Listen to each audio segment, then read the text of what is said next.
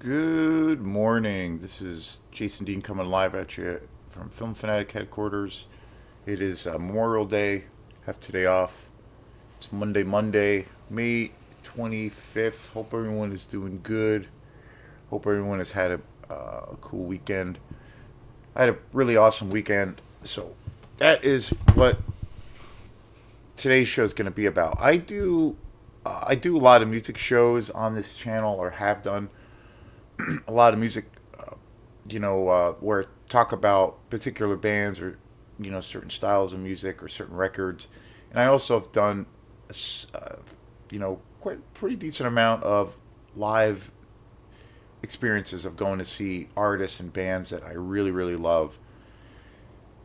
I kind of bounce back and forth sometimes. Mainly obvious. The obvious thing is with this channel, it's mostly all geared towards movie stuff and movie reviews, movies that I see at home, that I rent, that I own, that I buy, movies that I go to see in the theater. But music for me is just, it's the same, it's all, I don't know, cut from the same cloth for me. Just a continual thing of like a never-ending source of like inspiration for me.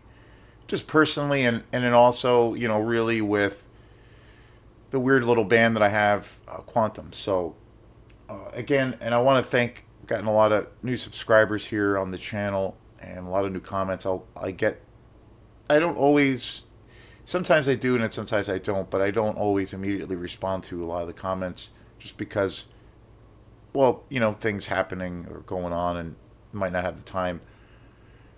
But I respond to every comment that comes my way on the channel. So I really appreciate it. So I respond to all of the messages and all those things, and there's a pretty good amount to respond to, so that will happen. But please keep a comment. I couldn't do this weird thing, crazy thing, without the support of all of the awesome folks that subscribe to this channel and check out my videos and all those things. So really really appreciate it. So last night was an amazing time. Went to go see Napalm Death, Primitive Man, an ode to, what's the name of the band? I almost forgot the name of the band. Ode to Grief. They were the opening band. We saw. We went to the show at Geno's Rock Club in Portland, Maine. So yeah, there's a lot to talk about. So this video is going to be about the whole experience, the whole day, especially the music, the venue, the whole thing leading up to it. It was a really, yesterday, which was Sunday. Well, first and foremost, like when I heard about this show, I went with two really great friends, our friend Sam and Mike. My friend Sam lives down in Portland, and he's a really fantastic drummer, a really great friend. We we're pretty connected in that way, around music, because we both play drums and a few bands, and we've even, like, both of our bands, various projects have played together in some forms or another. I've gotten him, I've like filled in for him for quite a few gigs. He's filled in for me sometimes too. So, and we just, so we have that. And my friend Mike, I met him through music as well. We used to play in a band a few years ago, and I met him through kind of this, I don't know, kind of an audition process, I guess, because a band at the time, he's an amazing musician as well, and he plays mainly bass, but writes music, does a lot of different things, but mainly bass. And we were, at that time, I was in this band that is now long defunct, but I was in this project that really was kind of in desperate need for a bass player. So it kind of he came into the fold, and I met him through that about, I don't know, probably 6 or 7 years ago. So anyway, we've gone to some really great shows together. The last big show we went to was Cannibal Corpse and Mayhem at the Palladium, and I've been through to a few really great shows with Sam as well, and have gone to lots of cool shows, lots of movies together. Had just seen lots of music and had a lot of great experience. So it all like came about the show last night. It was probably like it might have even been in like late or mid February of this year, the beginning of the year, basically of 2026,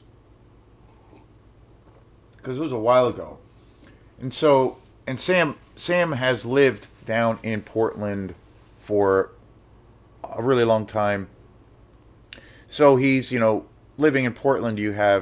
There's like obviously tons of venues, music venues. There's a lot of great restaurants, and there's always stuff happening, and there's always things going on.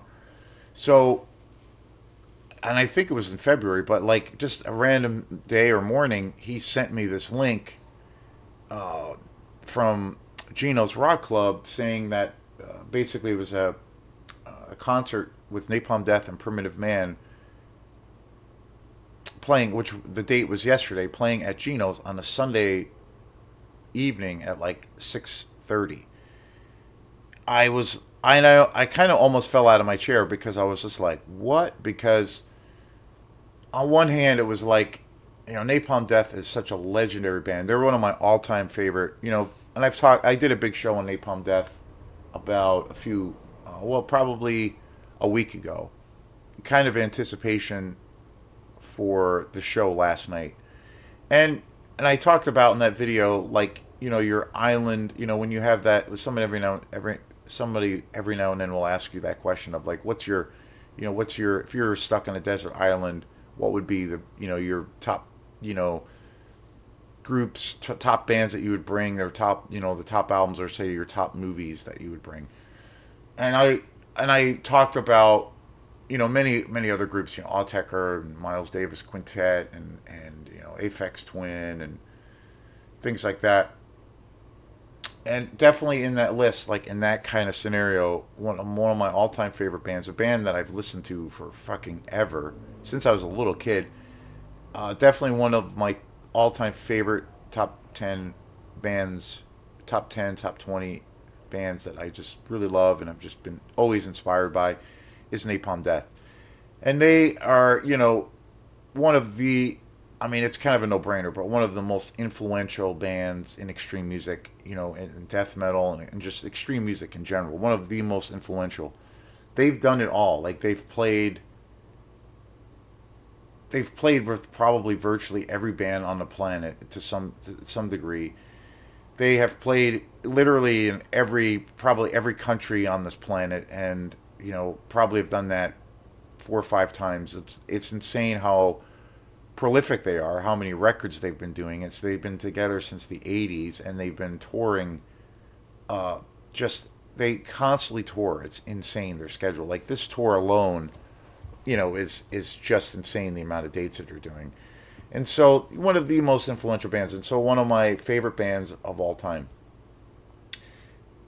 So that was crazy that of all places and of all times that they were going to be playing at Geno's, which is an iconic kind of punk rock institution in Maine, in Portland, Maine.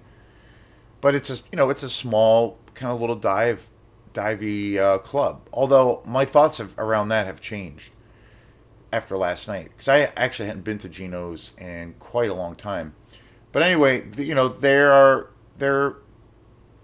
like the Godfathers, and I was like, wow, that's crazy that they're playing at Geno's, on a Sunday because they could be playing much bigger places or what have you. But that is super cool that they're playing at Geno's. Like that is like the coolest thing. And then the other thing that was really wild and of deep interest for me was that Primitive Man was also playing. And this is a band that I'm going to talk about a lot more in this video. But this is a band I discovered probably about 4 or 5 years ago. And Primitive Man is a band that's, I don't know, like really hard to describe. But I kind of feel like their music is so like, I don't know, so immersive and cinematic, but so apocalyptic. It sounds like death put to music. I don't know how else to describe it. I mean, it literally sounds like Armageddon, the end of the world, when you listen to their music. It's so deep and so immersive and so heavy and just cataclysmic, but yet it's got this like, I don't know, it's like therapeutic. It's really interesting. And they are, there are similarities between both bands. There is this, both bands have a, Primitive Man has a very heavy kind of influence of noise music, which I'm a big fan of. And also, Napalm has a massive influence of noise music. So there is a correlation, there is a connection, obvious. And they're both, metal bands, you could say that. But within that, they're influenced by many different styles of music. So I was like, holy shit! When Sam sent me this link, I was just like, no way, this is crazy. And the tickets were like not too bad. And then there was a third band playing opening, Come to Grief. So, which I knew of the name, or knew, I had heard the name a few times, but I didn't know, I wasn't that familiar with them. So, and then it was announced, like he sent me Sam sent me the link on like I think it was a Sunday or something like that.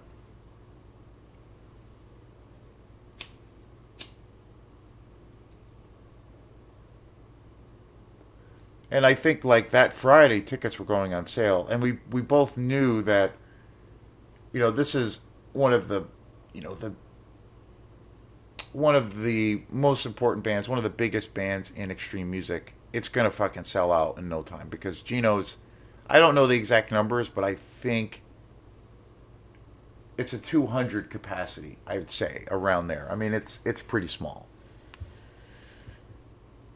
give or take. I could be off a little bit, but it's small. So we were like, it's gonna sell out right away. So what we decided to do is like I reached out to my friend Mike because I thought he would totally dig them, and he loves Napalm and he's really into Primitive Man. I was like, hey, you want to do this? Like, let's go in on this. So he was. I reached out to my friend Mike, and he was automatically like, blown away. He was like, "What? This is crazy on a Sunday evening at Geno's? Like, this is insane." So we jumped on it, like, and the tickets went on sale like that Friday or something, at like 10 in the morning. So Mike ordered the tickets like right at 10. He said that he set his clock early, got up, and purchased the tickets. And then within 2 or 3 days, or within a day, or that day, we had 3 tickets for the show. So we were like super pumped. And I believe that this was in February. And then fast forward a few weeks later, I saw that all the tickets were gone. Like it sold out really quick. I think the Napalm show last night sold out in maybe a week or less, which I thought it would. So I was super excited that we got on it, got the tickets, got it all taken care of. So I was super stoked. And then before you know it, the show was yesterday. So we went down to Portland. It's kind of shitty weather again. It's been raining. It rained pretty much the whole way down to Portland, and then the whole way back. And now it's raining today, but whatever, it's fine. So we made a plan. I was going to pick up Mike. Mike lives down in like kind of the Waldoboro Warren area, which is about an hour away, 45 minutes or so, give or take 15 or 20 minutes.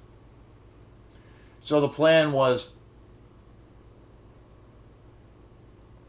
go down, pick him up, and then go down to Portland and get down to Portland at like a good at a good time where we could kind of chill out because we wanted to like. I hate if I'm going to shows or going to events, or especially if there's a little bit of a drive. I hate having to like rush around and like get to a place, and then you're like trying to scramble like for parking, and then you're trying to scramble for like, okay, we got to figure out where we want to eat, and like, but do we have enough time, and I hate doing that. So I usually like when we plan, or usually if I'm involved with it, like planning to go to a concert or an event, especially if there's some driving involved. A lot of the times we have to go out of state for shows like this. I try to plan it enough to where we can like just leave at it, on the earlier side, drive down there, get parking situated because sometimes that's a pain in the ass. Get the parking situation done, and then have a couple hours where we can just chill and get some food and get some beers and just relax and not have to like drive and then get out of the car and like grab a slice of pizza and then go right to the venue and then like or if that or like drink a bunch of beer and pregame and then go to the show and like stupid. So we're usually pretty good about that. So we ended up getting down to Sam's place in Portland like about 4 o'clock. So or a little bit after. So it was great. And then we went down to so we took our time and it was really nice. No rush and it was no traffic. It was really really chill. And then we went out to eat. We went to a pretty good Mexican place in Portland and it was nice. It was just chill and real relaxing. Good service. The food was good. Had some burritos and some beers and some margaritas and just kind of chilled. And this place was pretty much right down the street from Geno's. And my friend Mike had never been to Geno's before, so I was like, "Wow, okay, this is a good way to be christened into the Geno's experience." Because both Sam and I have had, you know, uh, tons of experiences going to Geno's. Like Sam has played there a bunch of times in various bands, and has also gone to many many shows. And the same thing with me. Yeah, I've been to a ton of shows there over the years. It had been, it's been a while, like couple of years. It's been a while since I've actually been there. But in the past, like I've been to a ton of shows there, seen a lot of wild shows there, a lot of really great shows. One of my favorite shows that I had seen there was seeing Pharmacon, and she's like amazing. She's one of my favorite kind of noise artists, and I got to see her there, and that was insane. That was one of the best, if not the best show I'd seen there. And then I was in a band years ago, in a couple of bands that used to play. At one point, one of the bands played at Geno's quite a bit, and that was really great. And had a pretty good, relationship with the then owners. There's been a lot of changeover at Geno's and some new owners, and this is like relatively newer ownership, I think, in the last 10 years or whatever. But anyway, I've experienced Geno's many many times, and I've been there to shows, and I've gotten to play there a lot. But it had been a while, so I was like telling Mike, we were both telling Mike, like, yeah, this is a cool way to christen in, have your cherry popped by going to Geno's and seeing Primitive Man and fucking Napalm Death on the Sunday. Like it's hilarious and great. So we took our time, had a nice dinner and had some drinks, and then we started to walk over to the venue. Got to the venue, was super easy. Got in. I was a little bit like not worried, but a little bit like, well, I guess concerned that the place was going to be so packed that it was going to be, kind of uncomfortable where you're like a sardine in a can. But it wasn't the case. It was really, I mean, it was the show again. The show was sold had or has been had been sold out for a long time, and but it never felt, and there were tons of people there, even for the first act, Come to Grief, which started off the whole show. There were a lot of people for them, but and then when Napalm came out, and then when Primitive Man played, the place was packed and it was sold out. But even that being said, it never felt like there was space. There was still like it never felt like you were packed in. Like super like jammed in. It was kind of like that when I saw Autechre, and other shows I've gone to, like when Sam and I had gone to see Morbid Angel at the Palladium in the smaller room. That was fucking insane because that was like literally like this for like 3 hours. It was, just an amazing experience, but it was a little bit much being so packed in there with like sweaty metalheads and smelly men, for 4 hours. But at Geno's, it wasn't. It was very, it was sold out, but it wasn't. It didn't feel like you were too. There was space. Like I was amazed. Like it was able, in between sets, like it was really easy to like go to the bathroom. There was no big line, and then even going to the bar to get a beer or drinks, like it was super easy. Like one, two, three. It wasn't like this big fucking thing. And then because a lot of times, like when you go to venues or go to shows, bigger shows where there's like a lot of people and it's packed, what happens a lot is like if you're standing and you're in a good position or you have, a lot of the shows are general admission, but a lot of times you have to like obviously wait forever online to get a drink. You have to wait forever to go to the bathroom. And then when you finally get your drink or, you're done, taking your piss or your shit, you work your way back to where you were and you kind of had a good spot. 99% of the time you've lost that spot and you have to like find another spot, and then you get, you know, you're with your group of friends and then you get separated, and but this wasn't the case. Like I was able to like walk right back to where I was, bam, bam, bam, and it was like, oh wow, okay, this is great. So that was really cool. Everybody was in a cool mood. The vibe was really nice, and so yeah, and the show was scheduled to start right at 7, and it did. And right at 7 o'clock, Come to Grief came out, and these guys were good. They were really solid. I definitely enjoyed some of their music a lot, and they were really great for an opening band. And they played maybe 40-minute set. They went on right at 7. They had a cool sound, like, and that's another thing I will say. The overall sound for the show last night was really good. I was really impressed, and the sound just got better. Even when the first, the bands would make their transitions over to set up to play. By the second song, everything was dialed in. You could hear everything really well. I was really impressed. Like the sound was really good. No matter wherever you stood. And granted, Geno's is a pretty tiny venue. The sound is really good, and we had good. We were in a pretty good. My friend Sam was up all the way up front, and then Mike and I were kind of in the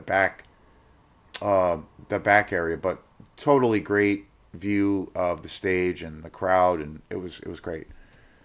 So, but Come to Grief went on right at 7, and they were very cool.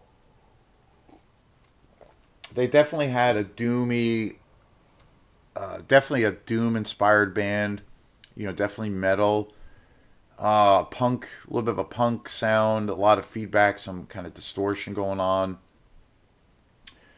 Definitely like had a little bit of like a 70s vibe, which was cool. Yeah, they were good, and the vocals were pretty cool. They almost had at times he had this really kind of high pitch metal voice, and it almost had like a black metal vibe, which was really cool, like almost that kind of register. So they had an interesting sound, like it was very doomy, very dark, very heavy, and really noisy. But then they almost had a little bit of like a black metal vibe with the vocals, which was cool. And they were tight. They were really tight. They were really professional as a four-piece band. So they were good. Like they set the vibe, they set the mood, and I didn't know. I had heard the name, and I'd seen their name around, and I think there's like I think one of the guys or that band has a Portland, Maine connection, possibly. They might be a band. I think they might be based in Portland, I think they're like a fairly local band. But I could be wrong, but I think there's like a Maine connection. But they were good. They were really solid. And then and then next up was Primitive Man, and I was super fucking pumped to see Primitive Man, just to see how. Well, I think like trying to describe Primitive Man is kind of hard, and also trying to really classify them is kind of hard. I mean, you could safely say that they're definitely like a metal band, but that term can be, really, I don't know. maybe in some ways it's almost limiting because I mean they're definitely heavy and they're definitely a metal band, but they have so much sound. There's like so many different things going on in their music that I almost feel are kind of non-metal. Like I got the impression from their music that they listen to stuff that is not traditional metal, like noise music, punk music, even like ambient music, electronica, just all kinds of stuff that's not necessarily genre specific.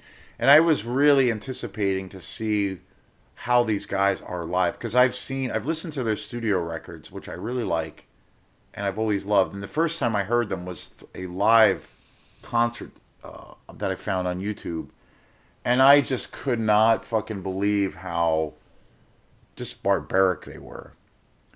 And it was some of the darkest, most unsettling music I've ever heard. And it was funny because at that time, I had just finished watching for the, I don't know, third or fourth time, my favorite series of all time. And I've done a few shows on the channel about my favorite TV series of all time, True Detective Season 1. That is my go-to series. I love that series to death. Very very dark, and there's all like lots of cool mythology. With Robert Chamberlain's the King in Yellow. There's a lot of occult elements to that show, and so I remember I had just I think finished up the season one, and I had just discovered Primitive Man, and I was like, this is like this music completely represents the vibe of the Yellow King and Carcosa and all things related to True Detective. Like it was like this is what it is. And they sound like death. They sound like death is coming for you and there's no escape. I don't know how else to describe it. And I was curious to see like seeing them live, like I wonder if it would be like the scenario of like One Trick Pony, where a band, you see a band and they have a particular sound that's really unique or really cool, but after a while it might get a little bit boring because it's kind of the same old thing and it's kind of the same information over and over again. So I was like a little bit concerned or just really curious, like because their music is so extreme, I wonder like can you sit there for an hour and be able to like enjoy it for a full hour? Like, would it be too much, too abrasive? Would there be too much of a I don't know a lack of variety for just your ears and your you know your soul, I guess. But I was really blown away by how musical they were and how I mean it felt like I mean this is a film a movie based channel anyway. So I felt like I was watching a completely like I felt like I was seeing a film because it was so immersive. They also have a very cool visual thing where they have this like projected kind of like video stuff, like collage videos. They also have like this it looks like 8 millimeter kind of film, but it's actually shown on the band as they're performing, so everything has this very cinematic quality, and it was really effective. And I felt like I was in a dark room watching a film, a really fucked up movie, but that's what it felt like. So it was like very very cinematic. And even though their music is so harsh and dissonant and just so disorienting and so kind of terrifying, like there's moments of their music where I feel like it's literally terrifying. It's like if you could imagine your worst like fucking conceivable nightmare coming true, it's Primitive Man would be playing the soundtrack for that. Like the sound of fucking hell on earth. Like that's what they sound like. I don't know. But the thing that's really interesting about their music is it's like even though it's so dark and intense, it's never like it didn't put me in a bad mood, if that makes any sense. Like it didn't make me depressed. I felt better after I saw them. I felt like I it kind of put me in a good mood. And I know that probably sounds maybe fucked up, and I'm kind of a fucked up person, but that music kind of like put me in a good mood afterwards. Because I think because the music is so intense, it's so immersive, so cinematic, and it's really like this kind of odyssey of sound that you're experiencing. I kind of feel like I was surprised at how I felt afterwards because I felt better. I felt lighter. I don't know, like a sense of relief or something. And I think it's because I was thinking about it a lot, and I think their music is really therapeutic. It's like this like emotional dump, and it's really therapeutic, even though it's like completely fucking terrifying and completely horrific and devastating. There's this real cathartic thing about their music. It's really satisfying, and it feels like you're getting this shit out of your system by listening to their music. And you feel better. I don't know. Really cool. And I will say, like, as far as the music and the musicality, these guys are like amazing musicians, like really creative. And I felt like even though their music is so heavy, so intense, and so like bludgeoning, there's a really cool kind of musicality going on.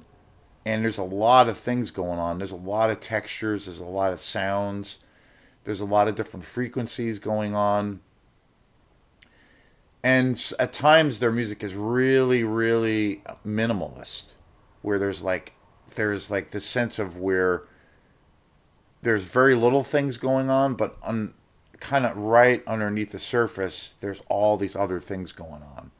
And it has this very kind of meditative quality to it. I definitely feel like they have this very ambient kind of vibe to their music. So it's like really musical. And it has this really cool ebb and flow, cuz sometimes, when you see heavy music, it's all heavy and it's all like coming at you 100%. And that can be a lot of fun.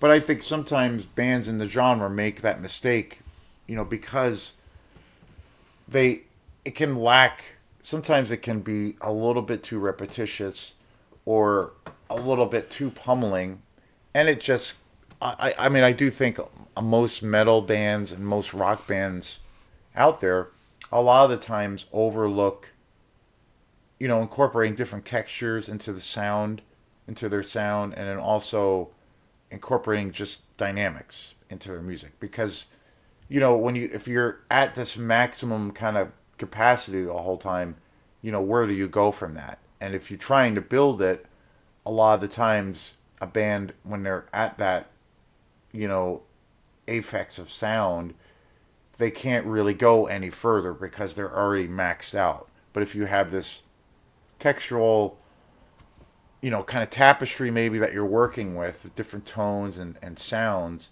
and especially if you have some kind of dynamics, then there's always other places that you can take the music, or where you bring it way down, or and then build it up again.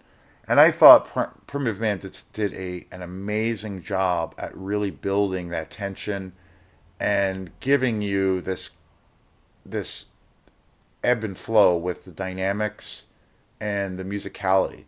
Really creative. And considering it almost had this like an orchestral sound at times, because there was so much sound going on, and it was so layered, and there were all these little things that you were like, as they were going, like for me as a listener, there are all these little subtle things that started to kind of appear in the music. And it was so dense that at first you're like, you didn't notice it, or I didn't notice it at first, but you give it some time, and suddenly these other kind of colors show up, and it was like, wow, okay, this is some serious shit going on here. Very cool. So I was really impressed. I was kind of blown away by how good they were, and we talked about Mike and Sam. We all talked about it a lot afterwards, where it was like, wow, that wasn't just like seeing a band. It was kind of a fucking experience. Like it was an experience, an immersive experience. It wasn't just paying a ticket and going to see a rock or a metal band. It was like, wow, this is like some serious shit going down kind of thing, and it had a lot of levity to it. So yeah, it was they were great. I would totally go see them again if I get a chance. Like absolutely. I tried to buy some merch afterwards. I don't have any records. I don't have a record player, and I was like hoping to buy a CD of theirs, but they didn't have any. But man, killer band, killer band. What a great discovery! Such a unique sound, and so and I thought like wow, because a lot of their music is very on the slower side of things, and I'm like wow, like this is going to be such a contrast when Napalm comes out. Like wow, this is going to be such a different vibe. And so, yeah, they were great. They played for probably 45, 50 minutes. And they did this really cool thing, especially early on in their set, where they played like basically like a block of music, and it was all together. And so it was just like one tune would kind of segue into the next, and it was really cool, really effective because it just kept building and layer. There was all introducing different layers and textures, and just it was super cool. Yeah, Primitive Man, killer fucking band. Great discovery. Great discovery. The other thing I was pretty wild throughout the night was seeing there were drum techs. Napalm Death had like guitar techs. They did have their like a little bit of a crew, but for the most part, the whole night, all the bands like set up their own gear. It was wild. Like Primitive Man set up all their own shit. It was wild. It was wild to see that. And the stage at Geno's is so fucking tiny, and I'm like, how the hell? Like when we first got there, I just couldn't believe the amount of gear that was on the stage. Like all the amps were there, two drum sets all set up. Like I was like, how the hell are they gonna do this? But they made it work. It was wild because Geno's the stage is pretty tiny. It's okay, like if you are just doing maybe a trio, but a 4 piece or 5 piece band, man, it's packed. So so Primitive Man got done, and again they fucking tore. They just tore the place up, and it was kind of a transcending experience. So then now was Napalm Death, and I was like, oh fuck yeah, I couldn't believe it. I was super excited, and they went on about 9 o'clock. Like there was probably maybe 10, 15 minutes between bands, like between. So it was like really great. The transitions, it was like the sound was great. Primitive Man's live sound was killer. Come to Grief, their sound was really great. So as an Napalm, they had their drum tech on the stage. They were the bass player, who I can't remember his name, but Shane Embury was not there. Shane Embury was one of the founding members of Napalm. He has been kind of like taking some time off from Napalm, even though he is still very much part of the band. And so they have this fill-in guy who's really great. He's got the Shane Embury vibe and tone, that really guttural, distorted bass kind of sound, but really great energy. So anyway, he was on stage moving stuff around, and then a couple of the other guys were kind of like milling about, setting up their gear, and it was getting. You could tell it was getting close to drum to showtime. And in the very back room, where there's like a little door area,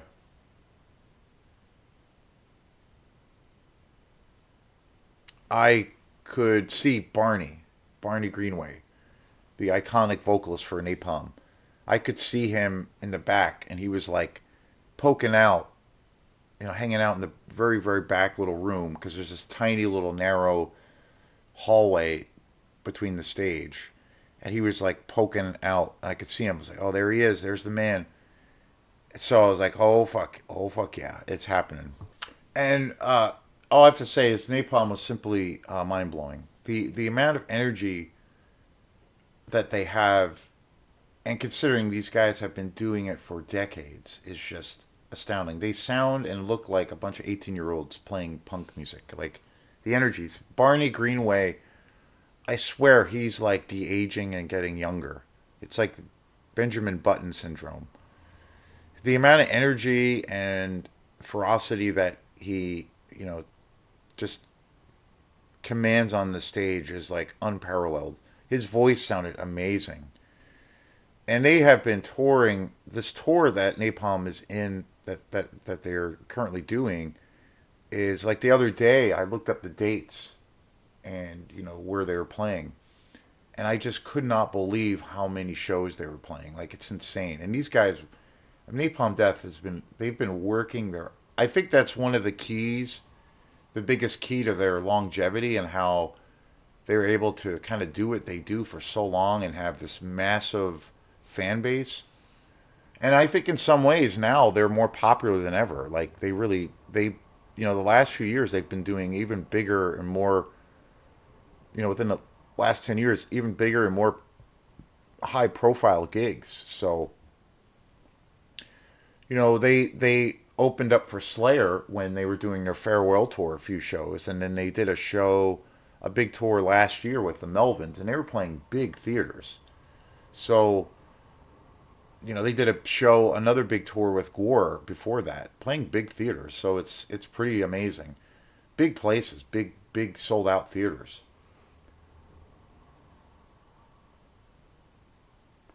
And the intensity that they bring is just unparalleled. I mean, they are the Godfathers, they are the OGs, one of the most iconic, one of the most influential bands. I really think that extreme music, death metal, anything in that kind of vein, without Napalm Death being who they are and what they are, the landscape would be totally different. I mean, one of the most influential and also one of the most important bands in general, but especially when it comes to extreme music and everything in between. And that's the thing that I love about their music so much is like, again, people get people have, especially nowadays. I mean, people like to use labels more and more and more, and kind of like things got to be, it seems like in some ways, like genre things have to be kind of curated a little bit more. Everything's got to be kind of neat and tidy as far as like, oh, you can label this band a garage band, or you can name this band, or this band has to be a doom metal band, and it's very genre specific. You see that sometimes at festivals where they have these like genre specific things as opposed to like just having good bands, and everything's got to be really curated. But I feel like, and it's safe to say that, and often it's often said that like Napalm Death is a grindcore band, or they're a death metal band, or or a metal band. And yeah, they have all those influences. But I really think that, when you really dig into Napalm and their incredible amount of records that they've put out, and just the longevity and all the different things they've done over the years, like for decades, I really feel like Napalm is kind of hard to categorize, because I feel like they have so many different elements in their music. I always, you know, that's what I've always loved about their music. I mean, they don't repeat themselves. They're each record that they have put out over the all of these years is pretty different. And they have a certain sound, but they have always expanded on their sound. They've always, like Primitive Man, they have a certain sound, but they clearly like incorporate so many different influences. Barney's talked a lot about in interviews with, influences of like bands like Throbbing Gristle and like pure noise music and electronic music, all kinds of shit. And I hear that kind of thing in their sound, and that was the thing that I always loved about their music, even as a kid, was that they had this kind of crossover sound. Like you could hear lots of elements of punk music, hardcore music, extreme kind of noise music, even ambient music, even some electronic music, real experimental kind of fringe music just in general. I mean, they even worked for a while with legendary jazz musician John Zorn. So all kinds of influences, all kinds. There's so many different things that are part of their sound, and they do get clumped into this thing of where whether they're a death metal band or a grindcore band, and yeah, they're definitely a metal band, but there's so much more to their sound, and I feel like that's one of the reasons that I think when you look at their audience, like the amount of people that were there last night, like all different ages, different cross sections of people, people that obviously looked like they were more like punk rock kids, and then old fart metalhead guys like me, you know, uh, kids that are into like indie rock, people that are into hip hop, like they have a really unique audience. And I think because they pull from so many different influences that are not necessarily even metal, they have this, kind of you know, overreaching appeal, which is really fantastic. But yet their stuff is, and what they do is still like really underground. It's not commercial. It's not pop music. It's still very, very underground. They've always maintained that kind of vibe throughout the years, like having one of the reasons Napalm Death has always been kind of one of my favorite bands, and just kind of like personal heroes for me is like their sense of conviction for what they do, their belief in their art, and that they have a real sense of integrity.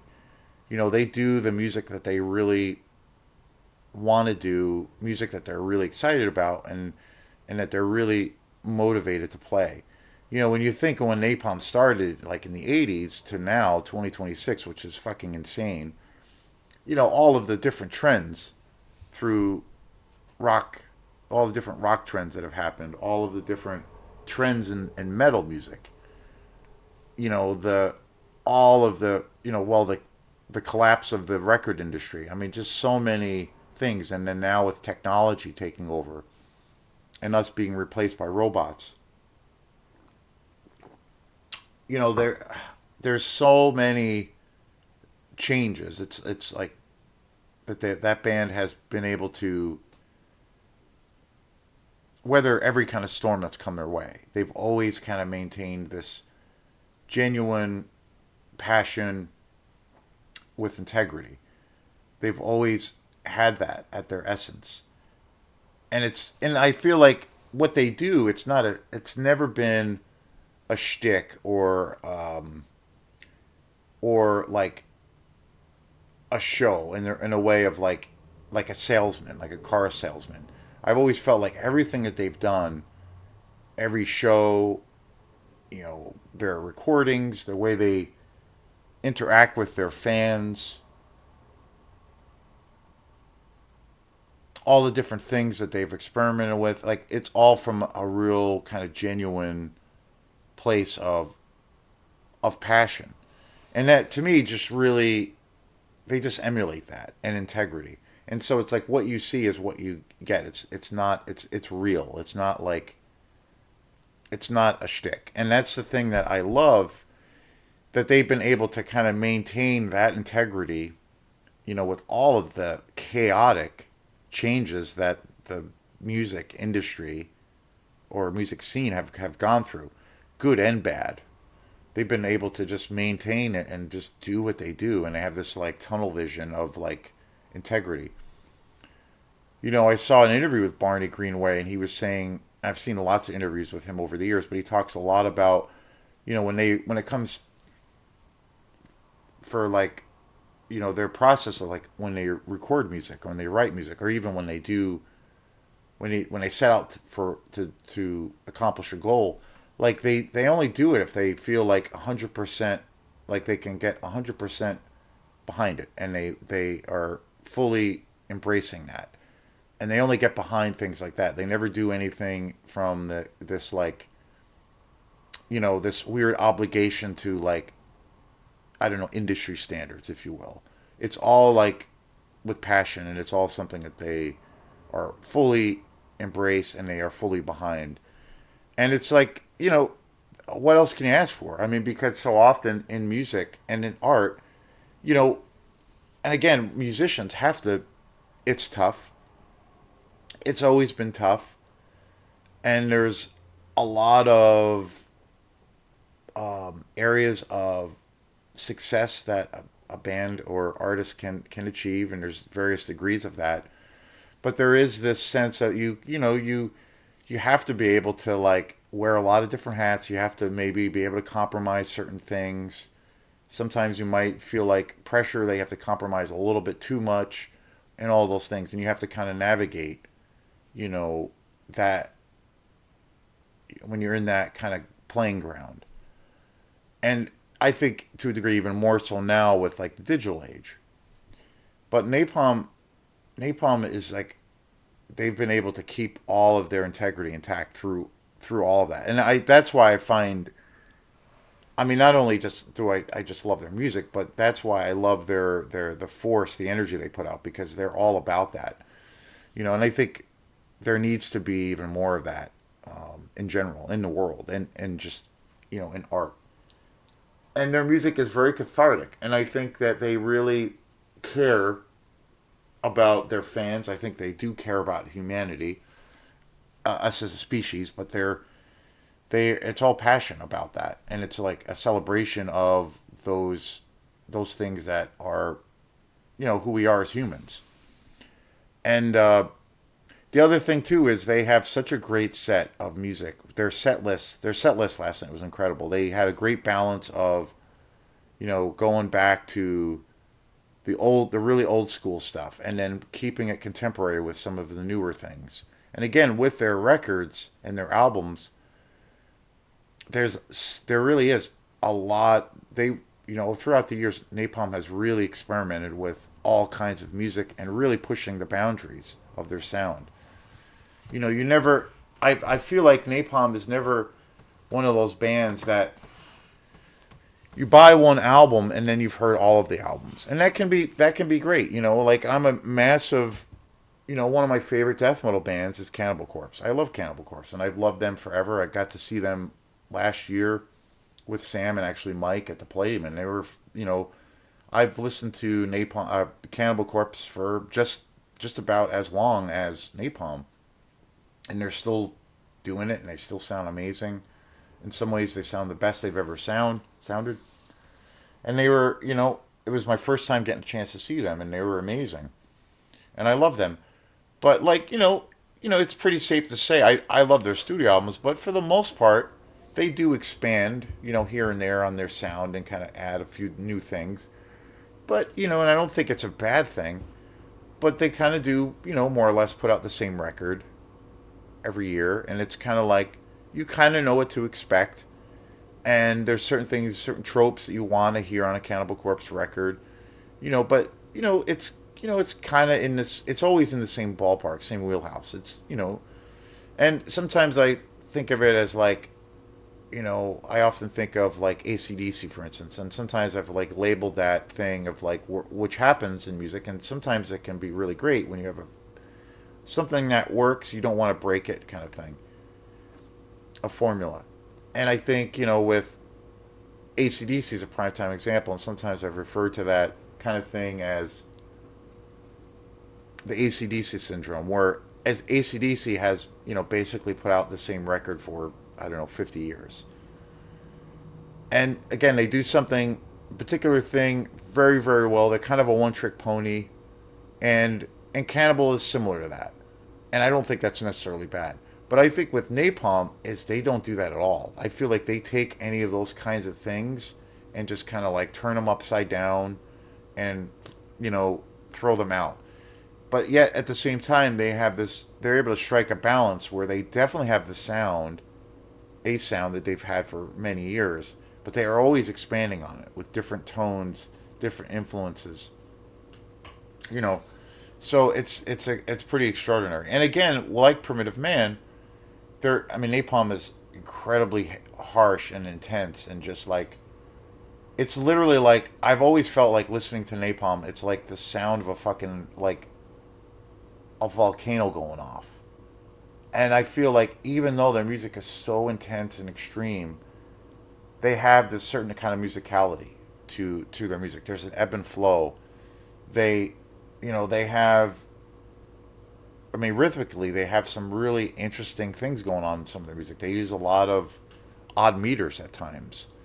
Um, I remember when I was really, the first few years I got into Napalm, they were really, I was really listening, and they're still one of my favorite bands, but Sonic Youth and the Pixies, and a lot of that kind of indie rock sound, and especially Sonic Youth with that real dissonance, weird chords and weird progressions. You know, Napalm has that kind of aspect to their music, and I remember reading interviews when Napalm had put out quite a few years ago, which is actually my favorite Napalm Death album, Fear, Emptiness, and Despair. That album's like super proggy, and there's all kinds of weird guitar tunings and weird guitar chords. And I remember reading interviews with Napalm when that album came out, and they said that they were like really listening to a lot of Sonic Youth at the time. So it's like, you know, and again, this is not a bad, and this is not a negative thing, but you're not going to hear that kind of level of experimentation with the Cannibal Corpse record. You're not. So they were absolutely phenomenal. I was blown away. The sound for them was so fucking awesome. Like the first song was good, and then by the second tune that they played, second or third song, it was it was like pristine. You could and his Barney's vocals were just so fucking great. So um Grant, it's like somebody throwing a fucking grenade into the audience. Like just amazing. And again, like Primitive Man, very therapeutic, and you feel good. It's like it's very heavy, very dark, very intense music, but it's also like kind of has this positive vibe, about the world and what you can do against the the tremendous adversity in the world. It's got this kind of got this sense of hope, I guess. I don't know. It's a cool contrast. The audience, the audience the whole night was really totally fucking into the music. When Napalm came out, it was just great. The floor opened up and it was just fucking through the roof energy. It was just really fantastic. Napalm played a full hour. One of the things that was so cool about the whole night was that I feel like for the ticket price, which was like close to $50,